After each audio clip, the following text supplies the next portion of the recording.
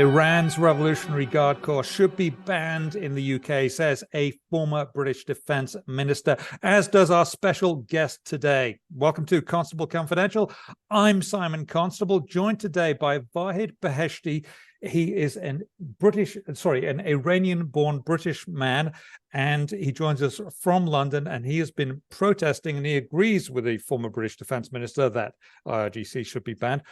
Tell us what's been going on with you and why it is that you want that organization banned in the UK. So Simon, thank you for having me in your broadcast. So 289 days ago, after many meetings that we had with MPs and our politicians in the UK. That's members of parliament, right? Just so yes, member of parliaments. In order to we gave them all the evidence that they need in order to prescribe IRGC, Islamic Revolutionary Guard Corps, which is the heart of Iranian regime. So then they had all the evidence for that, and we thought last January. We thought they are going to do that because we had a parliamentary moment. Absolute majority of MPs, they agree with this act, and we thought we are going to have them prescribed in 2-3 weeks. Anyway, we didn't have that, and then we found that the obstacle, it was a foreign office. We tried to set up and meetings. That's for our American listeners, the Foreign Office is the equivalent of the State Department in the US. Exactly. And it sort of deals with foreign affairs. Okay. Exactly. So we set up another 2 conferences in the parliament, and with MPs in the UK and other politicians. So it didn't work out. Then that was the time last February. Exactly 289 days ago, I decided to do something serious. And then I start my hunger strike in front of a foreign office. That hunger strike took last 72 days. So in that period of 72 days, we had lots of, I would say, great achievement. I had a great meeting with Foreign Office, and I had a great meeting with the Ministry of State for Security, Mr. Tom Tugendhat, 125 MPs on the day 56 of my hunger strike. They wrote a letter to Prime Minister Rishi Sunak, and they said, we have the same demand as Vahid prescribing IRGC now. And many other meetings. On the day 70 of my hunger strike, I went to the Buckingham Palace and handed the letter to the King. On the day 66 of my hunger strike, I called for a big rally in London, which more than as one of the intelligence said to us. They said more than 9,000 people, they turn up. We rallied from London Eye to number 10 Downing Street. So we had lots of achievement. That is an amazing lot of achievement. And then 10 Downing Street, for our American listeners, is where the Prime Minister lives, his official residence, or her, if it's a woman, as it has been a few times recently. Let's go back to why it was you wanted the IRGC and why the British Defence Minister wanted the IRGC banned, because there are a lot of organizations that are military in the world. I think of the French Royal Legion, I think of the Parachute Regiment in the UK, but people don't want them banned. What are they doing specifically that makes you and others, and many others by the sound of it, want to ban that organization? Especially, and let me start it from here, especially since October the 7th, the world understands much, much better why I put myself in that situation, critical situation, because many of the MPs and politicians, they were coming and meeting me, and they were asking the same situation. Vahid, is it worth it that you risk your life and you put yourself in this situation? And they got their answers after the October the 7th. So I mean, October 7th October 7th was, of course, when the massacre of Israeli peacemakers, basically trying to forge peace in by Hamas, who had invaded basically a bit of Israel and then slaughtered more than 1,200 people and took another load of people hostage, which is absolutely terrible. So that's what you're getting to, and that's backed by Iran, and the IRGC is involved with that in some way. Exactly. From the moment that happened, I wrote, and in all my interviews, I said I don't have doubt even for a second.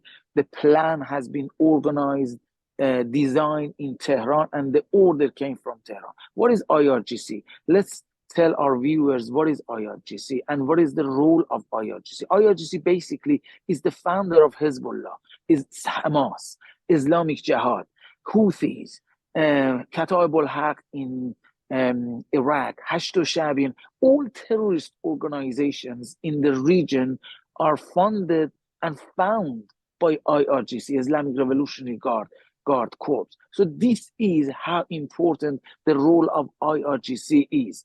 So because they have access to unlimited wealth of Iranians, to oil, to gas, to all these gold mine.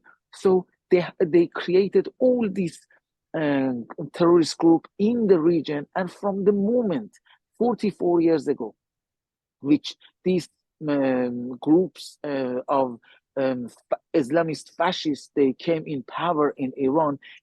From the moment they came in power, they called for the elimination of the state of Israel. So today we are witnessing what they are doing in the region and inside of Iran and outside of Iran internationally. Let me tell the viewers how many officially, this is officially that we have, the number that we have officially, more than 550 assassination IRGC did in past 40 years outside of Iran. They shot... It says extraterritorial and extrajudicial assassinations, which is something that I think most people can relate to. And what is startling, before you continue, the only country in the world that you say is that has banned the IRGC is America. And we look at what Canada has banned IRGC people, the top 10,000 members of that organization, from entering Canada, and the UK has toughened sanctions on the IRGC, but has not banned it. And I looked up to today, which is the 8th of December, so 2 months after the invasion of Israel by Hamas, which its sole goal seems to be to destroy Israel and kill Jews. And I looked down the list of proscribed organizations, and you have ISIS there, you have other things, and you do not have the IRGC. That kind of shocked me in a way. It wouldn't have shocked you, but here we are, 2 months into a war between an Iranian-backed organization and Israel, and Britain not making any moves. Do carry on. Still, toughened sanctions are not effective at all, Simon. Let me tell you why. None of these sanctions are effective, because you sanctions IRGC top commander and top people, they are not leaving Iran at all. So they don't have any asset in UK. So the sanction is useless to them. But when we are proscribing them, basically IRGC's financial sector is the most important part for them. So they have many companies, Iranian companies, that they are connected to IRGC.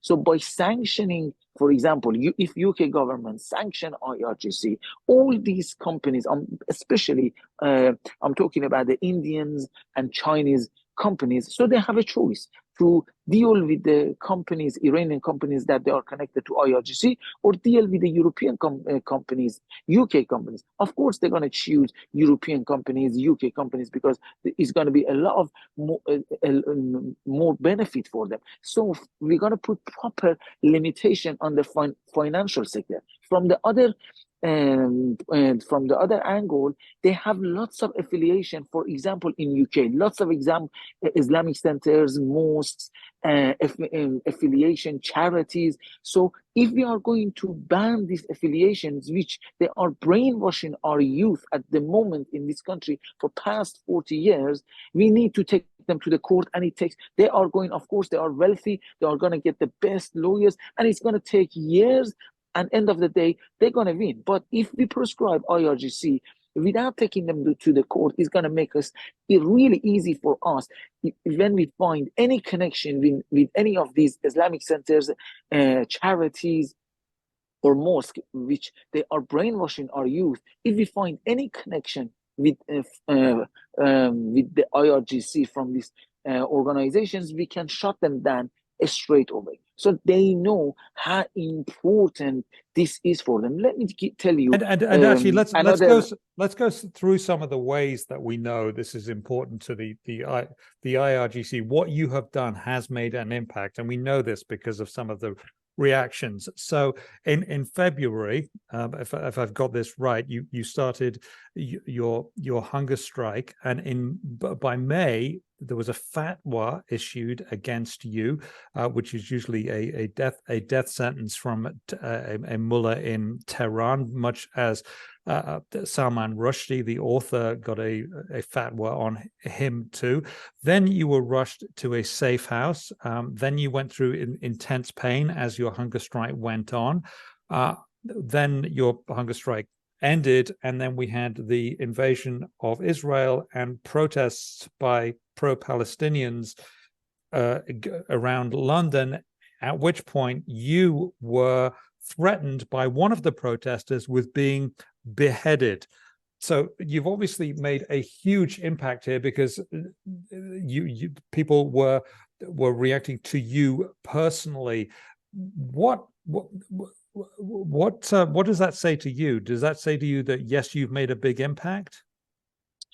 Definitely. The day that I start my hunger strike, the case of IRGC was closed completely in UK. Now is the most hottest subject in any of these political gathering that they have in the House of Parliament, in the House of Lords. But let me correct you in one of the bits in the beginning. So my hunger strike took 72 days. On the day 72, I was, because of the heart palpitation and all my organs was collapsing. So I was hospitalized.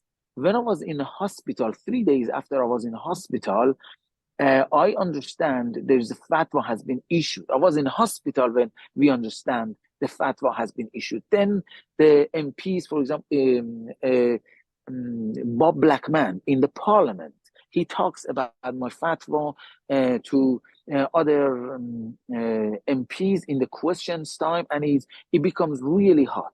And then after that, it was 2 weeks in a hospital, and after 2 weeks in hospital, they said I've been advised by counterterrorism unit to not go back to your place where I'm camping. I said, definitely I'm going to go there. They said they advised me to at least stay in a safe house. So I stayed 1 week after that in the safe house, and then I came back to the King's Charles Street in front of Foreign Office where I'm camping. And since then I am there. But when after the October the 7th, when the terrorist Hamas attacked Israel, 1 week after that, I wouldn't call them the pro-Palestinians. I call them pro-Hamas. I call them the IRGC's agent, because when they attacked me, they were having the picture of Ali Khamenei, the supreme leader of Iranian regime. They were carrying the picture of Qasem Soleimani, the head of Quds Force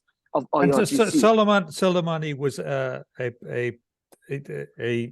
very important general in the IRGC who'd been fighting there. He'd been fighting in Syria on the side of Assad, leading that event, and also quite a big loss to the Iranian regime when he was basically assassinated by the Trump regime. Unless I've got something wrong there, that seems to be what went on. Yeah, I think Iranian people always appreciate Donald Trump, for President Trump, for doing that to them, because Qasem Soleimani was one of the he was genius in killing people. Let me put it this way for you. And everybody, they said he was the second man in the regime, but I said no, that's wrong. He was the first man in the regime. Ayatollah Khamenei, he was listening always to Soleimani.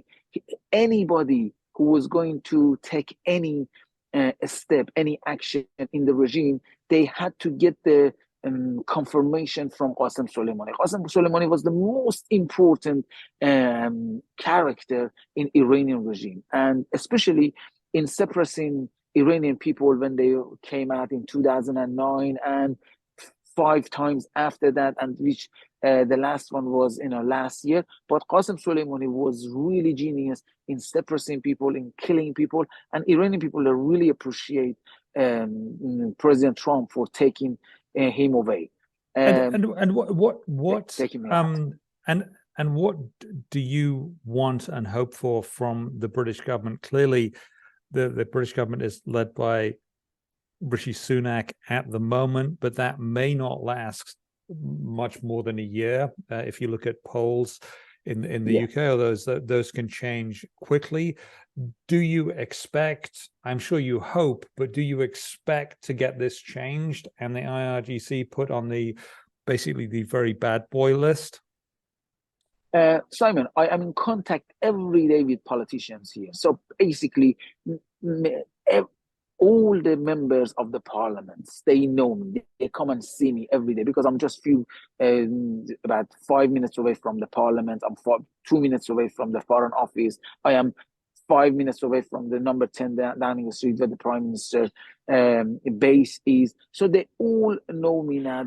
They come and see me. We have the majority we have the whole government with us at the moment. Even now that I'm talking, only we have the foreign office that they are not agreeing, still not agreeing. But we had a new foreign minister, which Mr. David Cameron has been here now for 3 He's the former Prime weeks. Minister of the UK. Former Prime Minister. I have seen in these 3 weeks he's taking great steps. And on the first day he traveled to Ukraine, and then he traveled few times to Israel. He made few good statements, but we are waiting. Look, sooner or later, I think we are not far from prescribing IRGC in UK, but sooner or later we are going to prescribe IRGC. There is no other way. There is no other way for UK government. We have to do this. But it's the matter of, are we going to do it before anything happened by IRGC's agent inside of UK, or we are going to do it after they did something, which is too late. But this is the question. But so far, for example, Home Secretary, former Home Secretary, Miss Soila Braverman, she has stated after the former Foreign Minister, Mr. James Cleverly, 3 times, he's been asked in the question times from the MPs when they questioned him about my hunger strike, about my sit-in protest, and they said, "What is your what is the stand of UK government and Foreign Office about IRGC? What action we are going to take?" And in all 3 times, he responded, "Our priority is our national UK national security and the security and safety of British nationals inside and outside of the country." 2 months after that, the former Home Office, Soila Braverman, she stated publicly the biggest threat to UK national security is IRGC. So she put all the loads on the shoulder of former.